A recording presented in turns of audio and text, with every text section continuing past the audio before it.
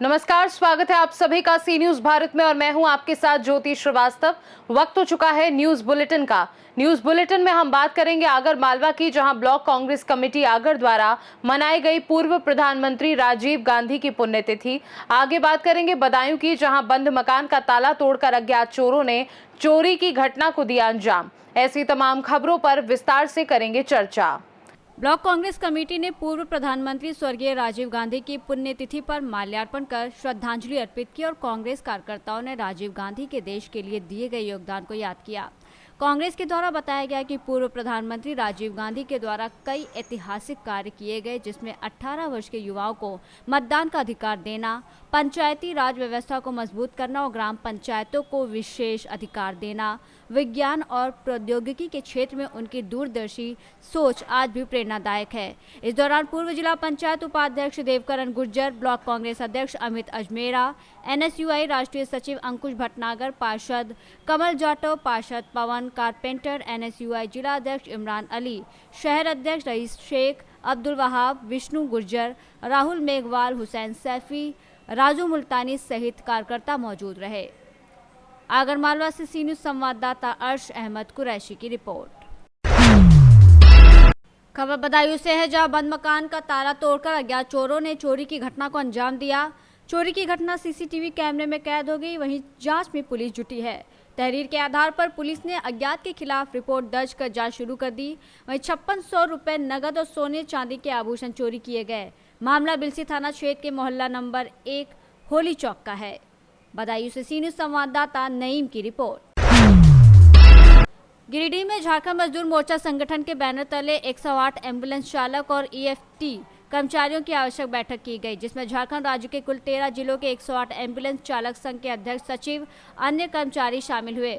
इस बैठक की अध्यक्षता कर रहे झारखंड मजदूर मोर्चा के प्रदेश अध्यक्ष अशोक सिंह ने कहा, 108 एम्बुलेंस कर्मचारियों के साथ सहयोग फाउंडेशन के पदाधिकारी और संस्था छल कर रही है और पिछले 3 माह से राज्य के किसी भी एम्बुलेंस कर्मचारी को नियुक्ति पत्र जैसे जरूरी कागजात नहीं दिए गए जो जरूरी होते हैं। इसके साथ ही फाउंडेशन की कार्यशैली ठीक नहीं रहने के साथ नीयत में भी खोट दिख रहा है। वहीं इस महत्वपूर्ण बैठक में प्रदेश के गिरिडीह, धनबाद, बोकारो, जमशेदपुर, सरायकेला, खरसावां, कोडरमा, देवघर, जामताड़ा समेत कुल 13 जिले के 108 एम्बुलेंस कर्मचारियों ने सर्वसम्मति से निर्णय लिया कि आगामी 30 और 31 मई को 2 दिनों का कार्य बहिष्कार किया जाएगा और 1 जून से अनिश्चितकालीन हड़ताल की शुरुआत की जाएगी, जिसमें राज्य के सभी 24 जिलों के 108 एम्बुलेंस कर्मचारी शामिल होंगे और सभी अपने अपने जिला मुख्यालय से हड़ताल पर रहेंगे। 108 एम्बुलेंस कर्मचारी का झारखंड मजदूर मोर्चा के तत्वावधान में आज गिरिडीह में बैठक समूचे राज्य की हो रही है। लगभग 13 जिला के साथियों ने भाग लिया है। उसमें मुख्य रूप से बोकारो, धनबाद, सरायकेला, चाईबासा, गिरिडीह, देवघर और फिर अब पलामू, इधर आपका बगल से आ गया जामताड़ा और फिर कोडरमा, ये सारे लोग मुख्य रूप से उपस्थित हुए। हम लोगों ने महसूस किया कि पहली बार ये सम्मान फाउंडेशन कंपनी आई है जो हिंदुस्तान के नियम से इतर इसने कहा कि लोकेशन पर आप रहिए या नहीं रहिए, अगर पेशेंट नहीं मिलता है उस दिन का आपको वेतन नहीं मिलेगा। दूसरा चीज ये कहता है कि गाड़ी खराब अगर है तो आपको वेतन नहीं मिलेगा। गाड़ी हम बनवाने में जितना भी देरी करेंगे उस अवधि का वेतन नहीं मिलेगा।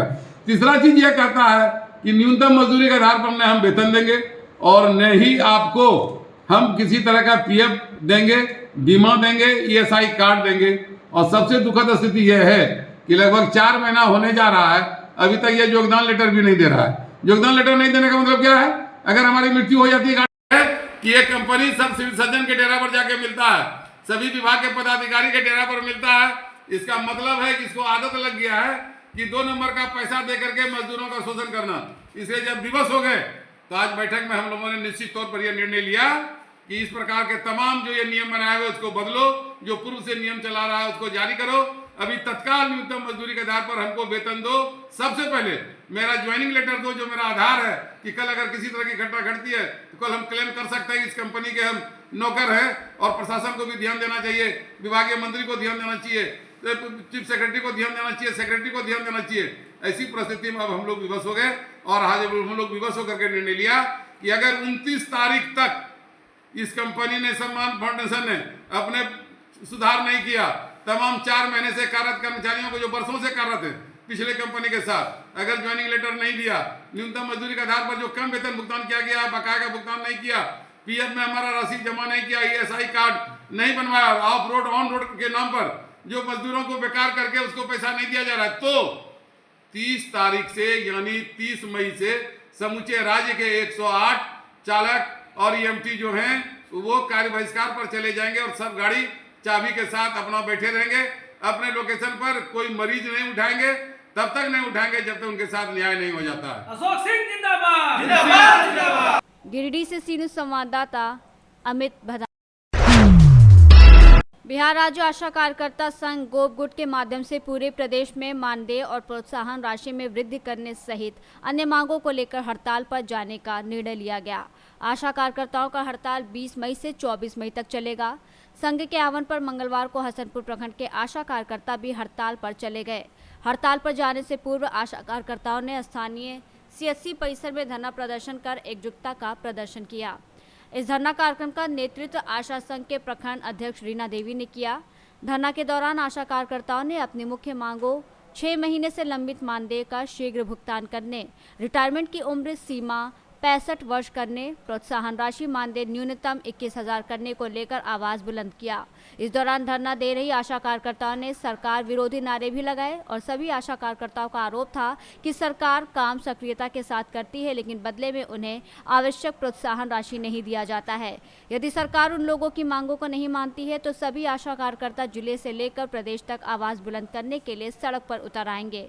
इस मौके पर प्रखंड आशा संघ अध्यक्ष रीना देवी, बबीता सिन्हा, आशा कुमारी, सविता देवी, नीरज रानी, बॉबी देवी, ललिता कुमारी, सावित्री कुमारी, सोनी देवी, आभा कुमारी आदि मौजूद थे। लोग यही उद्देश्य किए हैं 2003 में हुए समझौते के अनुरूप आशा और आशा फैसिलेटर के मासिक मानदेय 1,000 से बढ़ाकर 2,500 रुपये से बढ़ाकर 10,000 रुपया करने का संबंधित आदेश दिया गया था, निर्गत किया गया था। पिछले 6 माह से लंबित मानदेय का भुगतान अभी तक नहीं किया गया है। तीसरा, पिछला बकाया राशि भुगतान करते हुए पोर्टल व्यवस्था का सुधार करते हुए। चौथा, रिटायरमेंट की उम्र 60 से बढ़ाकर 65 वर्ष किया जाए। पाँचवा, आशाओं को विभिन्न तरह के कामों के लिए जो प्रोत्साहन राशि मिलती है उसका पुनरीक्षित किया जाए। विदित हो कि पिछले 10 वर्षों से हमें कोई वृद्धि नहीं हुई है। केंद्र सरकार और राज्य सरकार सम्मानित विमर्श के आधार पर आशा और आशा फैसिलेटर के लिए 21,000 रुपये मासिक न्यूनतम मानदेय की निर्धारित किया जाए। हेल्थ एंड वेलनेस सेंटर की जुड़ी आशाओं को देय राशि का भुगतान पोर्टल के माध्यम से किया जाए और इसमें आशा फैसिलिटेटर को भी जोड़ा जाए। आपका यह हड़ताल सिर्फ हसनपुर पीएससी में चल रहा है या और पूरे बिहार में? आपके विभाग के मतलब आशा के जो सीनियर जो लीडिंग करते हैं उनके द्वारा किसी अधिकारी से मिला गया है इस संबंध में? क्या आश्वासन दिया गया है? आश्वासन दिया गया था जो आप लोग का हड़ताल हम स्वीकार करते हैं, लेकिन अभी तक उसका समझौता नहीं हुआ है। अगर सरकार आपकी इस मांगों को नहीं मानती है तो क्या कीजिएगा? अब अगले दिन तक हड़ताल जारी रहेगा। क्या नाम हुआ आपका?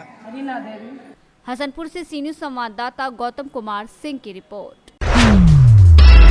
खबर कन्नौज से है, जहां मृतिका रुचि के घर पहुंचे कांग्रेस के प्रदेश अध्यक्ष अजय कुमार राय कार्यकर्ताओं के साथ भेटा गांव पहुंचे। वहीं मृतिका के परिजनों से मिलकर शोक संवेदना व्यक्त की। रुचि की मौत के बाद पुलिसिया कार्रवाई से आक्रोश में है वैश्य समाज। दोषी पुलिस अफसरों और कर्मियों पर कार्रवाई की मांग पर परिवार के लोग अड़े हैं। दोषियों पर कार्रवाई होगी, ऐसा अजय कुमार का कहना है। परिजन और उनके समर्थकों पर लिखे गए मुकदमे को वापस लिया जाए। रुचिका गुप्ता के पिताजी से राजेश गुप्ता जी से मिला, वो पूरी बहुत ही दुखी हैं कि उनको भी मारा, उनके परिवार को मारा, उनकी पत्नी को मारा, उनके घर की महिलाओं को पुलिस ने बहुत मारा है और काफ़ी उनके साथ अभद्र व्यवहार किया है यहाँ की पूरे प्रशासन ने। और ये लोग पहले अपनी बच्ची को लेकर, उसको फीवर था, सरकारी हॉस्पिटल में लेकर गए।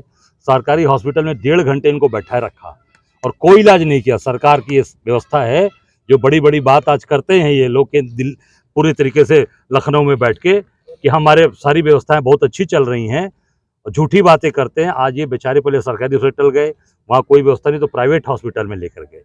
सब लोग बेचाएगा जब नहीं होगा तो वहाँ जाएगा, वहाँ ले जाकर गलत इंजेक्शन लगा दिया और वो बेचारी एक होनहार बिटिया, अपने स्कूल की टॉपर बिटिया 93% लाई भाई, वो बेचारी एक्सपायर कर गई, तड़प के मर गई। मैं समझता हूँ कि पूरी तरीके से सरकार फेल है, सरकार में जंगल राज कायम है। और जिसकी बेटी मर रही है उसके बाप के ऊपर FIR, उसकी माँ, उसके परिवार के ऊपर FIR, और दो बार लाठीचार्ज किया गया और डॉक्टर पर कोई कार्रवाई नहीं की गई, अस्पताल पर कोई कार्रवाई नहीं की गई। ये कहते हैं कि मैं जीरो टॉलरेंस की सरकार है, हमारे यहाँ कोई भी सारी चीजें जीरो पे हैं, पूरा जंगल राज चल रहा है।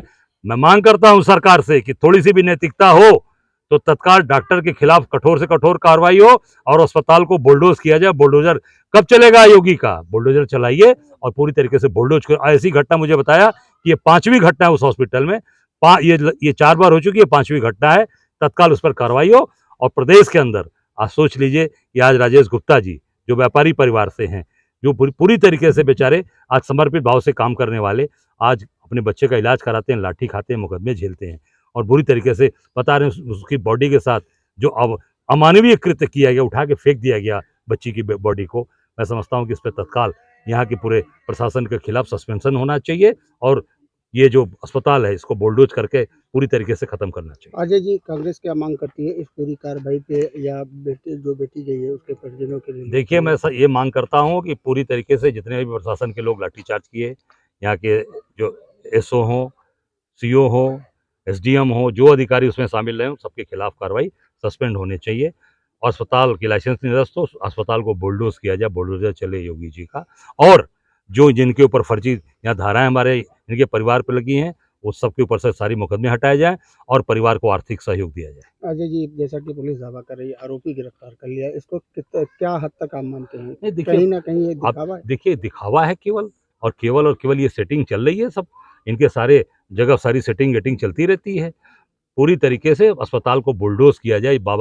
योगी बाबा बड़ी बड़ी बात करते हैं, होनहार बिटिया चली गई गुप्ता परिवार की, वैश्य समाज की, पूरी तरीके से बुलडोज करें और डॉक्टर को उसके ऊपर मुकदमा 302 का मुकदमा लगा कर उसको जेल भेजा जाए। सर, आप बुलडोजर की बात कर रहे हैं बार बार, कांग्रेस पार्टी की बार बार ये कहती है कि बुलडोजर बगैर जब तक जो जुडिशियल काम है तो न्यायिक तरीके से किया जाना नहीं, चाहिए। मैं सरकार की बात कर रहा हूँ। सरकार बुलडोजर चला रही है ना, तो सबके ऊपर चला रही है, सीधे साधे लोगों पर चला रही है। जो हत्या जिन्होंने कर दी, जो बच्ची की मार दी, उनके ऊपर बुलडोजर चलाओ। हम ये कांग्रेस अपने लिए कहती है कि भाई हम कानूनी लड़ाई लड़ते हैं, हमने कानून के तरीके से किया, हमने बुलडोजर किसी घर पे नहीं चलाया था। ये सरकार तो चला रही है लगातार लोगों को घर गिरा रही है, लोगों के मकान गिरा रही है, मंदिर गिरा रही है, मस्जिद गिरा रही है। ये सरकार का काम है, जो सरकार चल रही है। तो ये इस पे बुलडोजर न्याय कब चलेगा इनका? सर, 24 से 36 घंटे हुए, अभी तक कोई कठोर कार्रवाई नहीं। मैं कह रहा हूँ कि तत्काल कार्रवाई करे। कांग्रेस पार्टी इनके साथ खड़ी है। मैंने कहा है कि हम सब लोग आपके साथ है। जहां जरूरत पड़ेगी हमारे कांग्रेस का कार्यकर्ता इनकी सड़क पर उतर कर इनकी मदद करेगा। कन्नौज से सी न्यूज संवाददाता महेश गौड़ पप्पू की रिपोर्ट। ऑपरेशन सिंदूर की अविस्मरणीय सफलता और मां भारती के वीर जवानों के सम्मान में अहरौरा मंडल में बुधवार को शाम 4 बजे मंडल अध्यक्ष मनोज सोनकर की अध्यक्षता में नगर पालिका कार्यालय से भारत शौर्य तिरंगा यात्रा निकाली गई। तिरंगा यात्रा विभिन्न मार्गों गोला पांडे जी समेत देवी फाटक, टिकरा खड़ंजा, चौक बाजार, कसरहटी, नई बाजार स्थित पुराना बस स्टैंड, संकट मोचन मंदिर के पास यात्रा का समापन किया गया।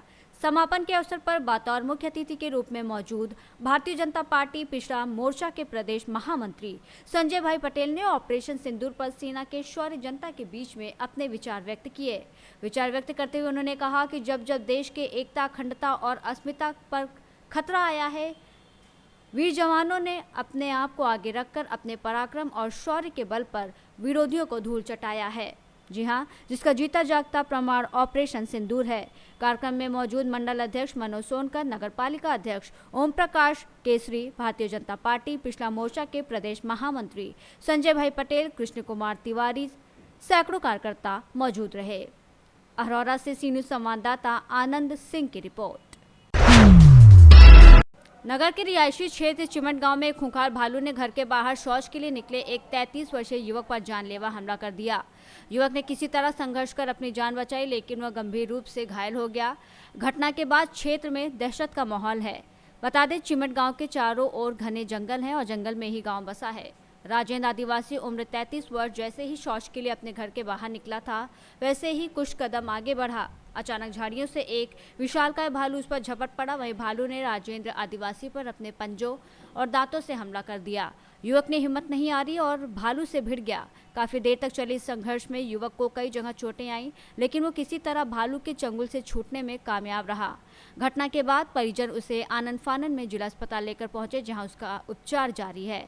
घटना में युवक के सिर, कंधे, कमर में गंभीर चोटें आई हैं। आज भालू ने हमला किया। क्या कैसे हो गया था? घर के बाहर गए थे शौच करने, तो वहाँ भालू हमला कर दिया। फिर कैसे बची जान? भाई ने मतलब जान बचा के भागा कुछ दूर तक और फिर आवाज़ मारी। फिर पकड़ लिया था दोबारा? हाँ, फिर दोबारा भी पकड़ लिया था। फिर कितनी देर तक इंतजार करते? फिर थोड़ी देर तक इंतजार करते रहे, चिल्लाने, फिर आए। तो वहीं घूम रहा था क्या भालू? हाँ, घूम रहा था वहीं। फिर थोड़ी देर बाद भाग गया वो। फिर कहाँ लेकर आए? इनको अस्पताल लेकर आए। कहाँ चोट लगी? इनको कंधा में चोट है, सिर में चोट है, कमर में है, बहुत तीन चार। अक्सर वहाँ जानवर आ जाते क्या? हाँ, आज तो जाते हैं जानवर। डर रहता आप लोगों को? हाँ, डर रहता है। अभी भी सब दहशत में? हाँ, दहशत में तो बहुत ज़्यादा है सर। फॉरेस्ट वाले आए कोई अभी? जी, क्या बोले? बोले थे कि अभी इनकी दवाई करवाना। क्या नाम है आपका? रामचरण। कौन है आपके? भाई हैं हमारे। ये इसका जंगल में घर है और वहीं पे भालू ने हमला किया है और हालत तो ठीक है, सुधार है, वाइटल स्टेबल है, पैरामीटर सब नॉर्मल है और घाव तो काफ़ी हैं उसके, लेकिन अब उसमें 2-3 दिन लगेंगे, ठीक हो जाएगा, स्वस्थ है वो। पन्ना से सी न्यूज़ संवाददाता रीना सोनी की रिपोर्ट। भोपाल से इटारसी जाती हुई वंदे भारत एक्सप्रेस ट्रेन हादसे में बाल बाल बची। बता दें कि भीषण हवा और आंधी से झुकी रेलवे के निर्माणाधीन रेलवे अंडरपास के लोहे की छड़ें पटरी पर आ गई। भोपाल से इटारसी आती हुई वंदे भारत ट्रेन के ड्राइवर की सूझबूझ से बड़ा हादसा होते होते बच गया।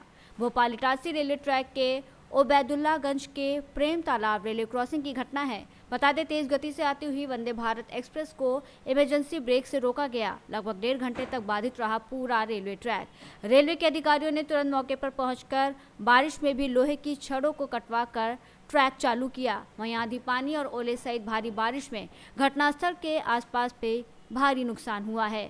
बता दें लगभग 2 घंटे बाद वंदे भारत ट्रेन रवाना हुई। रायसेन से सी न्यूज़ संवाददाता सैयद अरशद मसूद की रिपोर्ट। फिलहाल के लिए न्यूज़ बुलेटिन में बस इतना ही। देश दुनिया की बाकी खबरों को जानने के लिए आप देखते रहिए सी न्यूज़ भारत।